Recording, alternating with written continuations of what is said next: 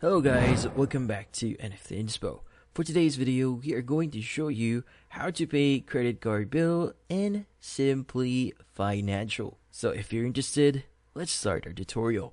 So you can easily make payment for your credit card bill using the online banking or the mobile app. Ensure that you've added your Simplii Financial credit card as a bill payment before following the steps that we'll be showing you. Now, to do this on the online banking way, what you need to do first is you need to log in, and from there you need to choose Pay Bills option from the menu on the left, and from there locate your Simplii Financial credit card account in the list. Now from there, input the desired payment amount in the amount box and pick your preferred payment date. Now defaults to the present day if you don't set this one. Now also just click on continue and you'll be able to pay your bill. Now in this case, make sure that you visit their official website and basically log in.